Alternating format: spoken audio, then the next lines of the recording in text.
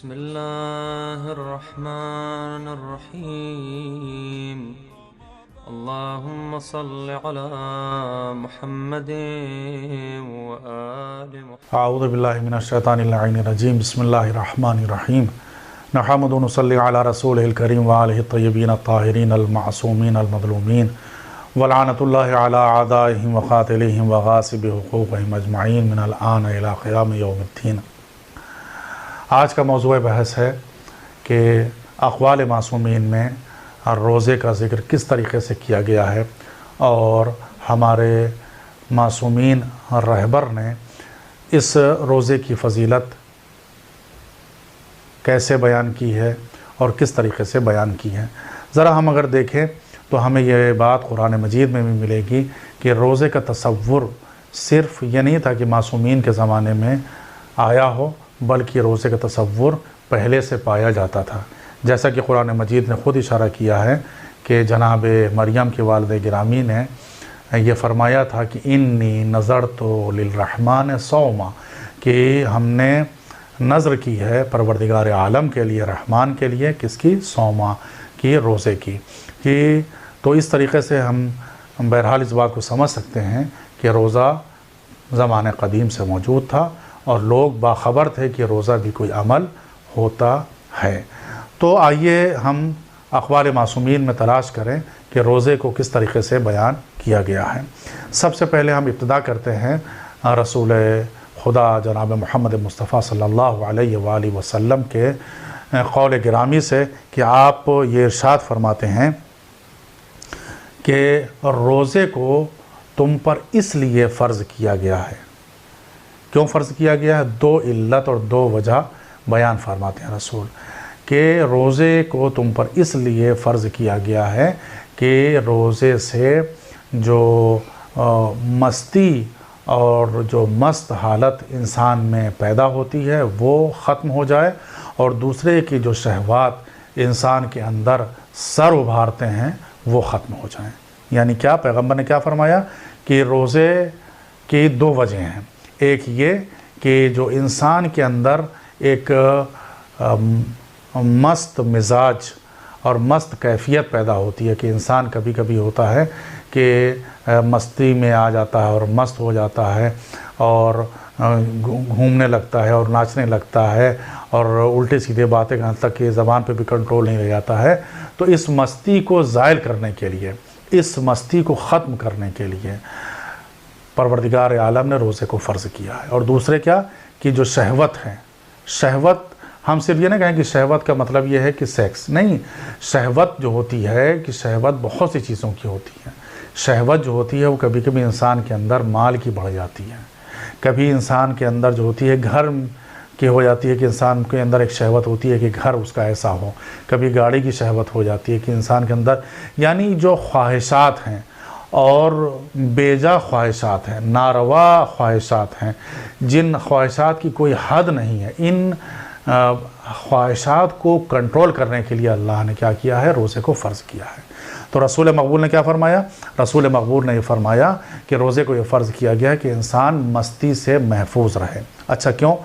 اب ذرا تشریح میں جاتے ہیں تو آپ یہ دیکھیں کہ انسان جس وقت پیٹ بھرا ہوا ہوتا ہے انسان کا اور اس نے بہت اچھا بہترین کھانا کھایا ہے، ایسا کھانا کھایا ہے کہ جو انسان کو بہت پسند ہے، تو عام طور سے ایسا کھانا کہ جو انسان کو بہت پسند ہوتا ہے وہ انسان کچھ زیادہ ہی، ایک دو لقمے زیادہ ہی کھاتا ہے، اور جب انسان بہترین انداز سے کچھ کھا لیتا ہے تو اس کے اوپر ایک کیفیت طاری ہوتی ہے، انسان سرشار ہو جاتا ہے، ایک موج اور مستی کے عالم میں آ جاتا ہے، اس کے اوپر ایک کیفیت ایسی طاری ہو جاتی ہے کہ انسان لگتا ہے کہ وہ ہواؤں میں اڑ رہا ہے، کیونکہ اس کا جو ایک خواہش تھی اور جو اس کے اندر ایک خواہش کے ساتھ ساتھ ایک شہوت موجود تھی غذا کی، وہ شہوت اس کی پوری ہو گئی ہے، تو انسان بھرے پیٹ میں جو ہوتا ہے وہ مست ہو جاتا ہے۔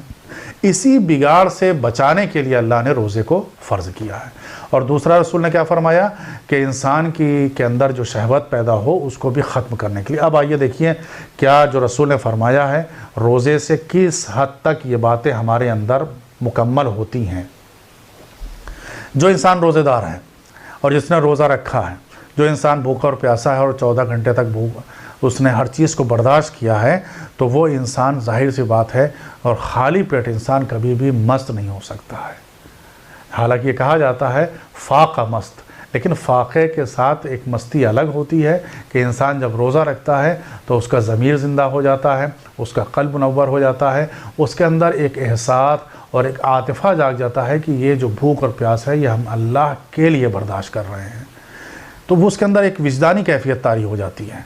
تو جب انسان روزہ رکھے گا تو ظاہر سی بات ہے خالی پیٹ ہوگا، جب بھوکا ہوگا، جب پیاسا ہوگا تو اس کے اوپر کوئی بھی مستی اس کے اوپر عارض نہیں ہوگی، اور کوئی بھی کسی قسم کی کوئی بھی شہوت اس کے اوپر پھر دباؤ نہیں بنائے گی اور کسی کو اپنی طرف کھینچ کے نہیں لے جائے گی۔ تو ایک وجہ اور ریزن اللہ کے رسول نے یہ بتائی کہ روزہ اللہ نے اس لیے فرض کیا ہے کہ ان دو باتوں سے انسان دور ہو جاتا ہے اور دور ہو جائے گا کہ اس کے اوپر مستی عارض نہیں ہوگی اور وہ شہوت سے دور رہے گا۔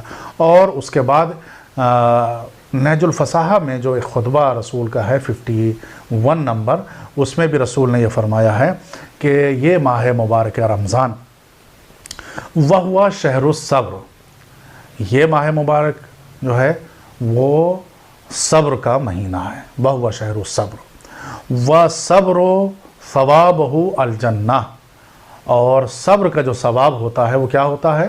جنت کی شکل میں انسان کو ملتا ہے۔ اب جو اگلا جملہ رسول فرماتے ہیں اس خطبے میں وہ قابل تأمل ہے اور اس پر ہمیں غور و فکر کرنا ہے۔ وشہر المواسات، یہ ماہ مبارک رمضان جو ہے وہ مساوات انسانی کا مہینہ ہے، مساوات انسانی کا مہینہ ہے۔ وہ شہر و مساوات رسول نے فرمایا ہے تو اس کے اندر کچھ نہ کچھ گہرائی پائی جاتی ہوگی۔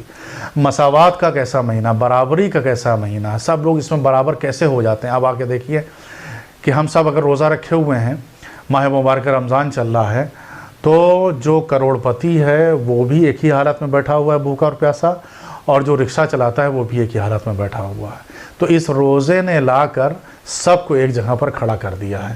وہ پیسے والا بھی فریج کھول کر کچھ نہیں کھا سکتا ہے، اور یہ غریب بھی اپنے گھر کی باسی چیز کو نہیں کھا سکتا، کیونکہ دونوں ہی ایک ہی کنڈیشن سے گزر رہے ہیں۔ تو روزے نے کیا کیا کہ امیری اور فقیری کو ایک جگہ پر لا کر کھڑا کر دیا۔ تمہارے پاس پیسے ہیں لیکن تم کھا نہیں سکتے، ہمارے پاس کچھ نہیں ہے، ہم بھی نہیں کھا رہے ہیں۔ تو یہ جو امیر اور غریب جو ہیں اس طبقے کو ایک جگہ پر لا کر کھڑا کر دیا، اور دنیا کی کوئی طاقت جو ہے امیر اور غریب کو ایک صف میں نہیں کھڑا نہیں کر سکتی۔ صرف یہ روزے کی طاقت ہے کہ جس روزے کی طاقت نے امیر اور غریب کو سب کو ایک جگہ لا کر رکھ دیا ہے، ایک ہی صف میں سب لوگ کھڑے ہیں، ایک ہی لائن میں کھڑے ہوئے ہیں۔ اب کوئی ان میں جو ہے تفریق نہیں پائی جاتی ہے، اب ان میں کوئی اونچ نیچ نہیں پائی جاتی ہے۔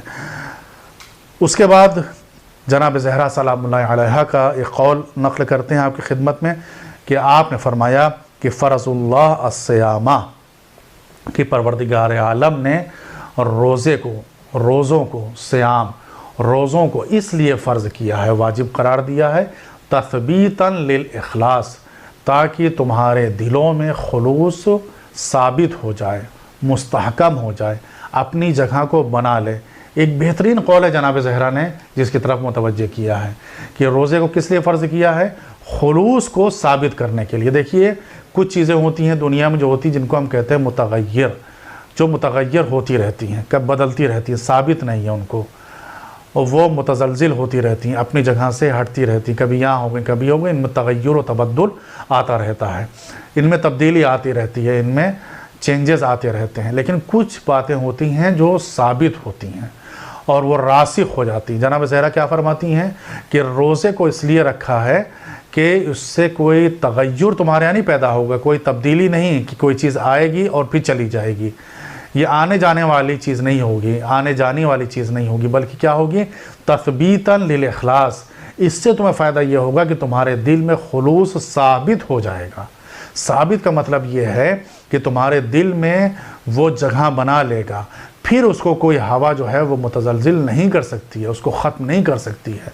تو اچھا خلوص کا لفظ استعمال کیا جناب زہرا نے، اس خلوص کو یہ سمجھیں کہ خلوص اس بات کا ہوتا ہے کہ جب انسان کوئی عمل اللہ کی خاطر انجام دے۔ انسان 14 گھنٹے بھوکے اور پیاسا ہے اور یہ اس کے دل میں ہو خیال کہ ہماری محلے میں بڑی تعریف ہوگی کہ بھوکے پیاسے رہتے ہیں بھائی، یہ روزہ رکھتے ہیں، ان سے کوئی روزہ نہیں چھوٹتا ہے، آج تک ان کو جو ہے کچھ کھاتے پیتے ماہ مبارک رمضان میں نہیں دیکھا کہ جب واہ واہ ہو جائے تو یہ خلوص کہاں رہ گیا؟ خالص کا مطلب یہ ہوتا ہے کہ جیسے کہ پانی خالص ہوتا ہے، جیسے سونا خالص ہوتا ہے، یعنی خالص کا مطلب یہ ہے کہ اس میں کسی قسم کی کوئی ملاوٹ نہیں پائی جاتی ہے. یعنی ہم روزہ رکھ رہے ہیں تثبیتاً للاخلاص کہ خالص اللہ کے لیے ہے، اس میں کوئی بھی شریک نہیں ہے. اور ہمیں ایک بات کو یاد رکھنا چاہیے کہ ہم نماز پڑھنے مسجد میں جاتے ہیں، کوئی دیکھ سکتا ہے، تو وہاں یہ ممکن ہے کہ کوئی دیکھ لے اور ہماری واہ واہ ہو جائے. ہم خمس دیتے ہیں تو وہ سامنے والے کو معلوم ہو جاتا ہے کہ یہ خمس دے رہے ہیں، تو اس میں کوئی دوسرا شریک ہو جاتا ہے. ہم حج کرنے کے لیے جاتے ہیں، 100 لوگوں کو معلوم ہو جاتا ہے کہ حج کرنے کے لیے گئے، اس عمل میں بھی دوسرے شریک ہو جاتے ہیں. لیکن روزہ ایک ایسا عمل ہے کہ جس میں کوئی بھی شریک نہیں ہو سکتا ہے. انسان گھر میں ہے، اس نے روزہ رکھ لیا، بھوکا اور پیاسا ہے، پڑوسی کو خبر ہی نہیں ہوگا کہ ہمارا پڑوسی جو ہے وہ روزے سے ہے. یعنی یہ ایک عمل ہوگا کہ جو دل ہی دل میں رہتا ہے، ارکان اور جوارح سے پتہ ہی نہیں چلتا ہے، سامنے انسان بات کرتا رہتا ہے اور پتہ ہی نہیں چلتا ہے کہ وہ روزے سے ہے. تو یہ روزہ جو ہوتا ہے تمام اعمال میں ایک ایسا ہے جو ممتاز ہے کہ اس کی خبر کانوں کان پڑوسی، ہمسائے اور بغل میں بیٹھنے والے کو نہیں ہوتی ہے. تو اس میں خلوص زیادہ باقی رہتا ہے. اسی کی طرف جناب زہرا متوجہ کرتی ہیں کہ پروردگار نے روزے کو اس لیے فرض کیا ہے کہ تمہارے دلوں میں خلوص جائے گزین ہو جائے. اور اس کے بعد ایک حدیث اور آپ کی خدمت میں پیش کرتے ہیں کہ ہمارے 11ویں امام سے یہ سوال کیا گیا کہ آپ روزے کے بارے میں کچھ ارشاد فرمائیے. لما سئل عن علت وجوب الصیام، کہ جب امام سے یہ سوال کیا گیا کہ روزوں کو اللہ نے کیوں واجب قرار دیا ہے، تو آپ نے فرمایا لے یجد الغنی مس الجوع، کہ تاکہ غنی یجدہ محسوس کرے، پائے، مس الجوع جو بھوک ہوتی ہے اور جو بھوک کی تکلیف ہوتی ہے، اس کا احساس مالدار کو کے دل میں پیدا ہو. اس لیے اللہ نے اس روزے کو واجب قرار دیا ہے تاکہ مالدار کو بھی پتہ چلے کہ یہ جو بھوک ہوتی ہے اس کی تکلیف کیسی ہوتی ہے اور کیسے اس کو برداشت کرنا پڑتا ہے.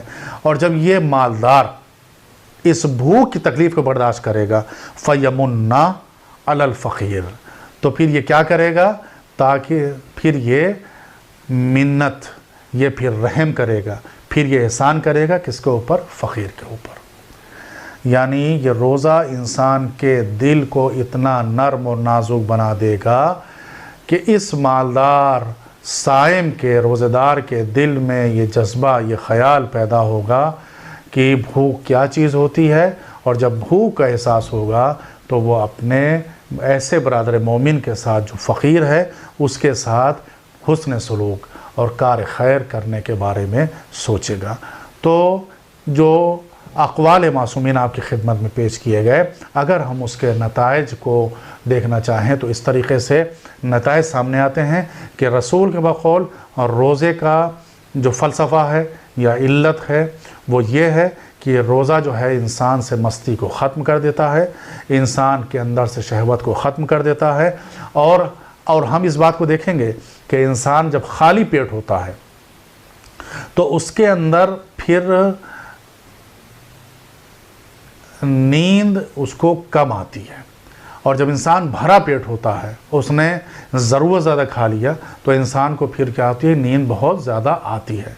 یہ بالکل تجربہ شدہ بات ہے اور اس بات کو ہم جانتے ہیں کہ خالی پیٹ انسان جو بھوکا ہوتا ہے اس کو نیند نہیں آتی. کیوں؟ اس لیے کہ خالی پیٹ ہے. لیکن جو بھرا پیٹ انسان ہوتا ہے، جس کا پیٹ بھرا ہوتا ہے اور جس نے زیادہ کھا لیا ہے، اس کو نیند آتی ہے، نیند بہت زیادہ آتی ہے. تو روزے میں کیا ہے، جب انسان جب خالی پیٹ ہے تو اسے نیند کم آئے گی.